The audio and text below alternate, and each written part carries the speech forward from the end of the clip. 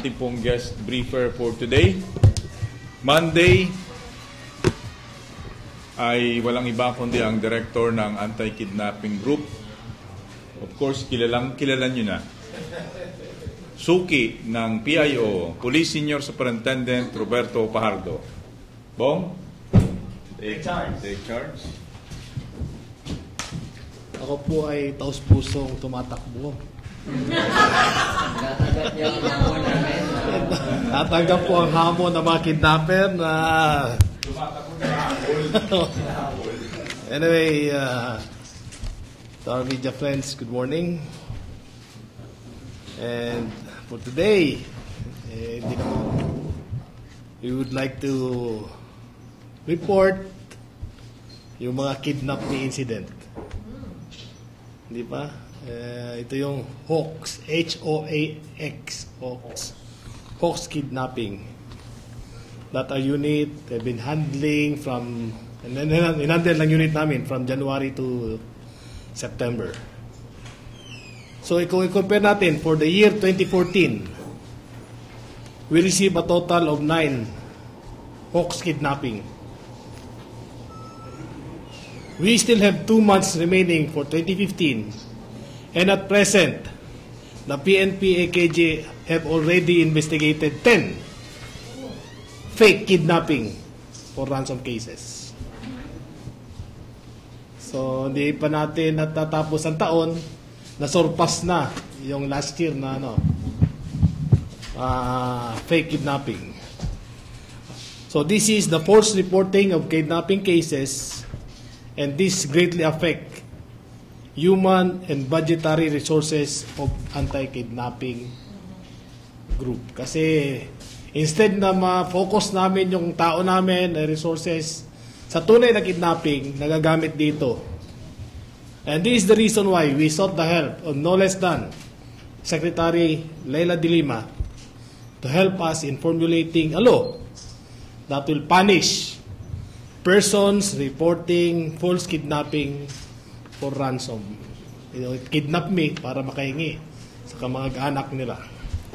Shown in the screen are the nationalities involved in the fake kidnapping for ransom cases. So nandyan, may Filipino, Chinese, Korean, British.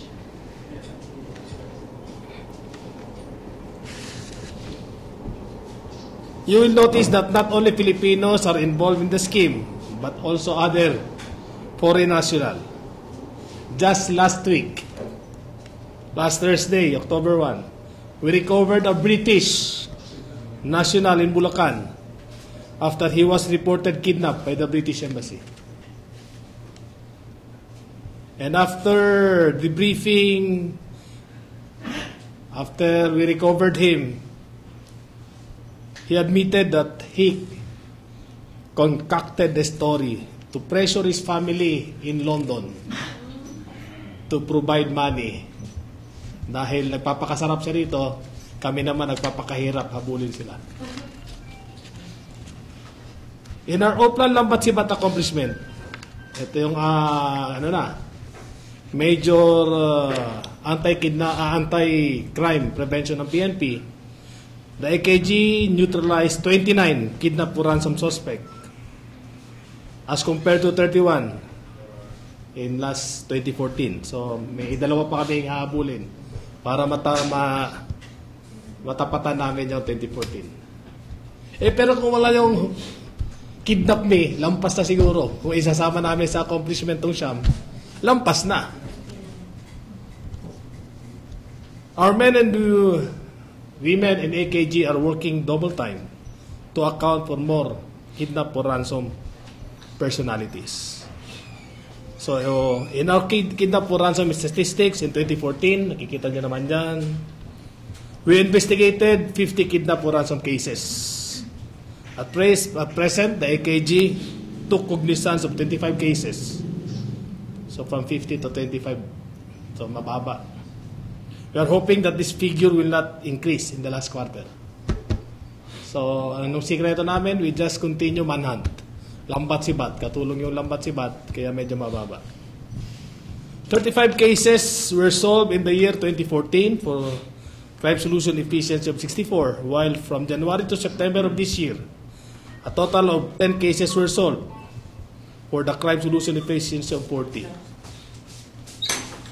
So, kung yung Hawks kidnapping o yung kidnap me, isasama natin, mas mataas pa rin sana tayo. Kasi na-resolve natin halos lahat ng yung Hawks kidnapping. Yes. In AKG, we are continuously appealing to the public, especially to the media, our media friends, to help us stop, if not deter kidnapping, by providing, tulungan niyo lang kami, provide vital information on suspect to include the incident of kidnapping. And to the victims, to report. Kasi pag hindi sila nag-report, yun ang gusto ng kidnapper. Huwag sila mag-report, tinakot pa. The more na hindi kayo mag-report, uulitin at uulitin kayo. The more na takot kayo, the more na gusto ng kidnapper yun. So it's time to fight back for the victims. It's time to fight back and report kidnap for ransom incident. So, ang AKG hotline namin is there. 0918-900-2020 or 0927-3234-894. And for our landline is 02-727-0000. That's all for anti-kidnapping accomplishment. We are presented to you yung kidnap me cases that is rising because yung victim kinidnap niya yung sarili niya para humingi ng pera sa kamag-anak niya para siya magpakasarap habang tayo nagpapakahirap. Thank you, gentlemen, ladies. Sir, Dala. Sir, ano pong reaction ng DOJ? Humingi na po ba tayo ng tulong? Or kakahingi po na po natin? Yeah, actually, humingi tayo ng tulong sa DOJ to help us with this kidnap before ransom. Kasi, sinong complainant? Ayaw naman mag-complain ng victim. Kasi kamag-anak din nila. Ang problema, di ba, yung stress sa family, yung anxiety, at the same time, sa part naman ng government, yung resources natin, yung manpower is nagagamit. Sir, anong pakikipag-usap niyo sa DOJ? Is it through a letter? Nagpadala kayo ng letter?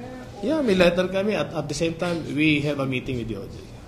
Ano ba recommendations niyo, sir? Kasing bigat ba ng totoong Actually, kaso ng kidnapping? lahat kasi ng kidnapping, we treat it very seriously. No, I mean, yung gusto niyong maging parusa dun sa mga fake kidnap cases. Dapat, same. Kung ano yung nasa batas, we follow kung ano yung nasa batas para patas.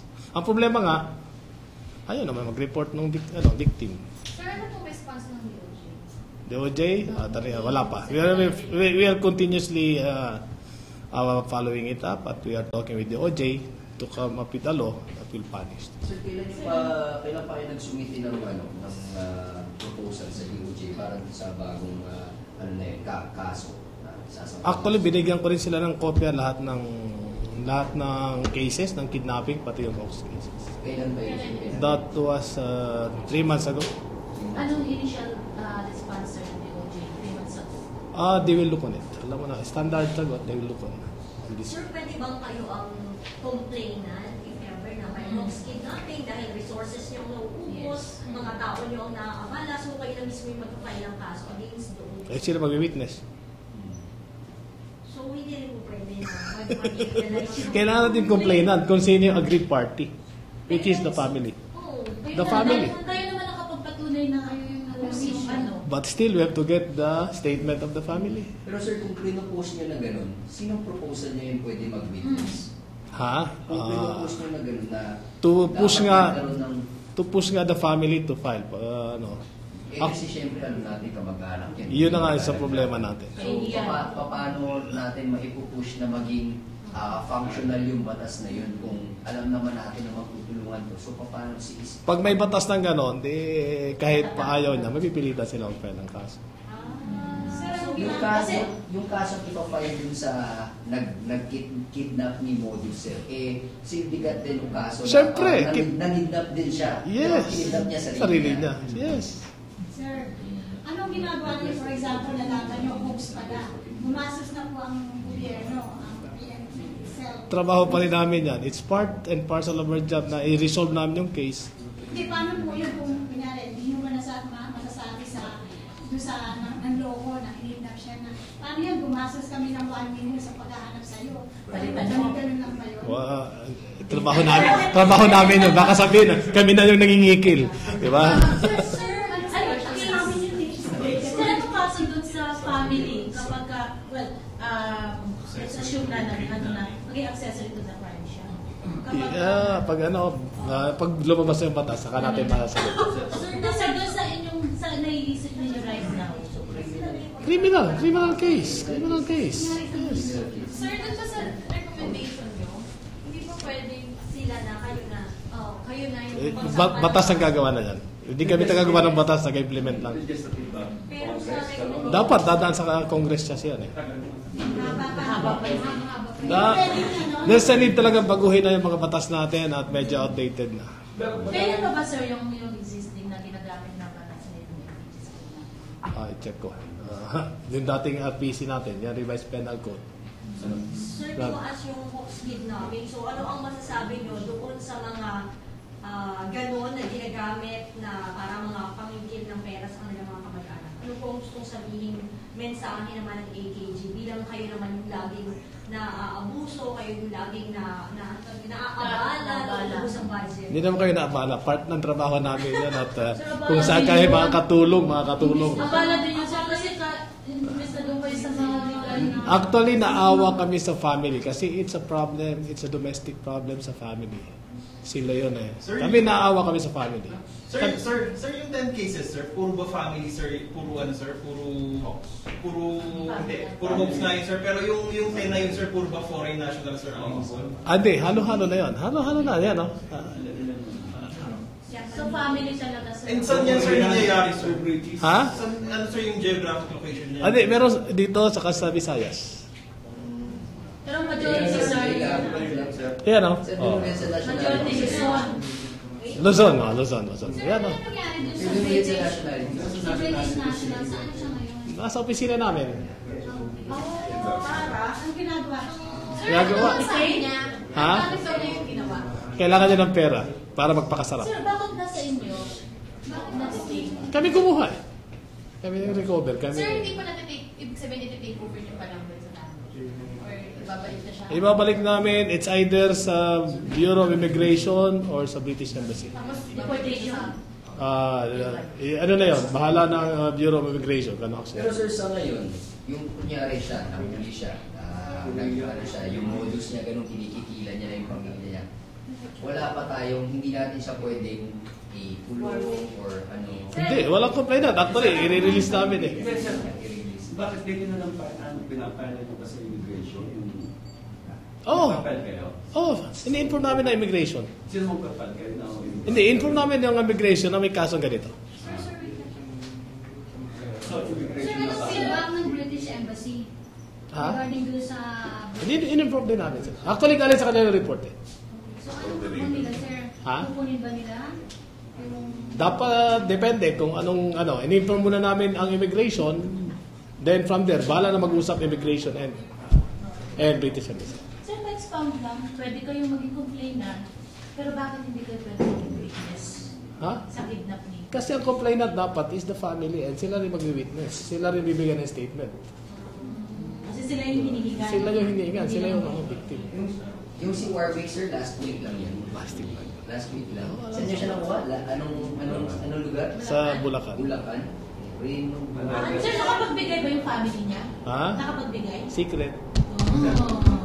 Sir, Ano? sir, So, ito na lang, gano'ng katagal bago nyo nalaman na ito, gano'ng nyo katagal bago siya Pag na-recover na. Ito si Hindi sir, Warwick, gano'ng sir. katagal sir? Ha? Pwede ba na-report ko ng family ba? Oo, yan. Nireport 2 weeks ago. paano nila nalaman, sir? May sila Tigre family or The embassy. embassy? So, initially Magkano hinihingi niya sa kanyang pamilya? Secret. Sir, sa ano? Huwag na yun. Sir, paano itatanong yung story? Ha? Hindi naman- Humigis na sa family. Magkano ba? Magkano demand niya? Demand? Hindi, pounds eh. Pounds, magkano sir? Secret. Basta humingi. Pero sir, naibigay. Ha? Secret natin, secret. Ah, nakuha ka namin eh. Hindi. Bakit sir? Bakit secret? Siya, ano? Minsan nilalabas naman natin kung magkano. Tsaka na, pag ano na, pag nag-settle down na. Nasa amin pa eh. Hindi nga. Sir, Hoax na sir, lang yung eh. kidnapping cases, ilang percent yung sir sa total ng mga kidnapping cases na record natin, sir? Ilang Yung tot. mga hoax cases, ilang percent sila? sir? Ngayon, 25 ang ano, kidnapping, 10 doon. So, ilang percent? Sir, kasama ba yung kidnap niyo sa policy ng pamahalaan natin? No ransom policy. Lahat naman ng kidnapping, no ransom family. No ransom policy. Yung hoax naman sir. Ha? Kidnapping pa rin in initial stage. So, sa datos po ninyo, meron mga celebrity na may mga cases na- Celebrity. Yung mga Sana meron. Kasama kami pag-operation na.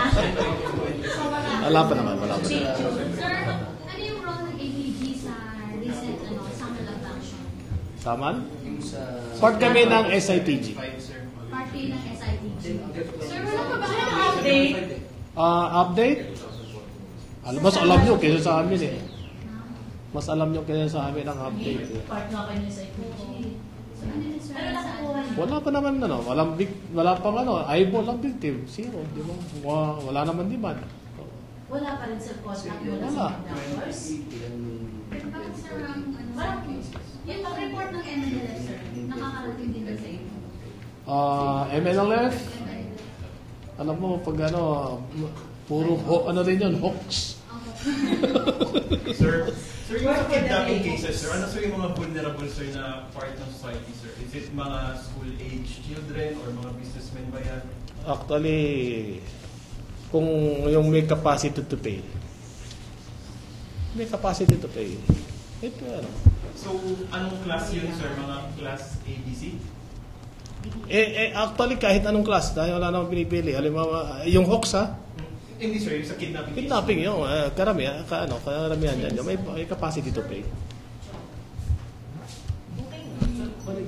Pero wala kayong kinakausap ng mga congressman para mag-sponsor ng ganun mga batas. Di ba, actually, meron naman talaga gusto nilang, di ba, ano yung baguhin yung batas. So, meron sila, may movement sila. So, inano nga namin through DOJ para mas matibay yung batas. Pero sir, wala bang parang immediate solution? Kasi alam naman natin kung gaano katagal. Immediate solution, rescue. Yan ginagawa. So, parang baliwala kapag kunyari, nahuli nyo ng gumawa ng hoax kidnapping. Dadalhin nyo sa office nyo, and then papakawalan nyo rin, nakaka-warning. Kasi di namin pwedeng i-hold. Sino complain Kaya na? nga, so parang baliwala lang din. Wala rin. Sino i-hold na? Kami naman kakasuhan nun. Kasi parang sunod-sunod na yung kaso ng hoax na kidnapping. Siyempre po parang may mga pattern din, however, di ba? Yung how's the verification po? Anong verification? Yung verification para malaman nyo kung hoax ba or totoo ba yung kidnapping. Actually, nalalaman na natin after the facts. Siyempre, after. Hindi, after na, ng incident. So, ano ang sir ang mas madaling malaman na verify yung totoong Actually, we treat all kidnapping. Message Message? sa mga naggawa-gawa ng hoax. Yun nga, maawa naman doon sila. Naupo sa pera nila sa mga peking. So, sa mga na victims lang, actually, para sa lahat na to, yung mga victims, to report the incident. Kasi marami yan. Pati yung family, kung hoax man yan, yung family mag-complain against their family para hindi na pagparisan. At the same time, hindi na maulit. And to the family, pag-usap-usap yung family kasi may mga domestic problem yon. Try to resolve your problem. Kung pera man yan, i-resolve nyo na. And to the victims, please just report. We just need to report. Huwag kayong matakot kasi yun ang gusto ng kidnapper. Na matakot kayo, huwag kayong mag-report. Tuwang-tuwa ang kidnapper dyan.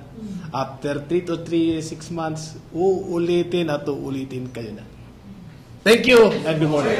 Sir, sama ng hostages, yung kidnapping. Oh, May update ba? Di ba sinabi ko na? Hindi ka nakikinig eh. Kasi sir, gano'n. Kasi sir, gano'n. Thank you. Sir, nangingihawan ba kayo? Nangingihawan ba kayo yung SIS ngayon sa pag-identify kung sino yung mga suspect? Sasabihin ko, hindi ba natin tutuloy kung anong grupo? But basically, Kasi wala pang tumatawag eh. Wala Sir, pang... sa family. Coordination sa family. Sa family ng... Victims. Yung dito family, kaya natin. Pero yung nasa abroad pa, no? Wala pa rin, sir. Wala pa. Wala pa ano. Sir, nangyari na ba yung ganito na after ilang 4 days na. Ay, 2 weeks. ay wala pa nakikipag-uusap? Wala pa. Ngayon lang nangyari. Usually, di ba, dapat within 3 to 4 days ito Di ba Wala pa. usual, sir? so ibig sabihin, Baka nag-strategize na rin sila. Nag-upgrade din sila. Sana hoax. Kasi sa tinanong sir, ano pangyayari?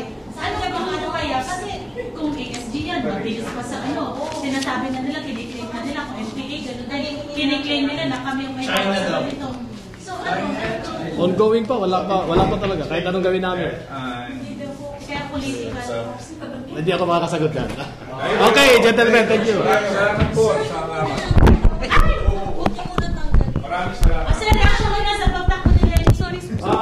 Iboto ako. Salamat. Magandang umaga po sa inyo lahat. Opening and closing remarks. Sir, sino bukas? Sir, wala po. Bukas sino bukas? Andyan sa konyo. Wala. Ay pa, bigyan namin mamaya. Yung updated pala. Meron tayo, no? Kopya. Bigyan baba namin mamaya.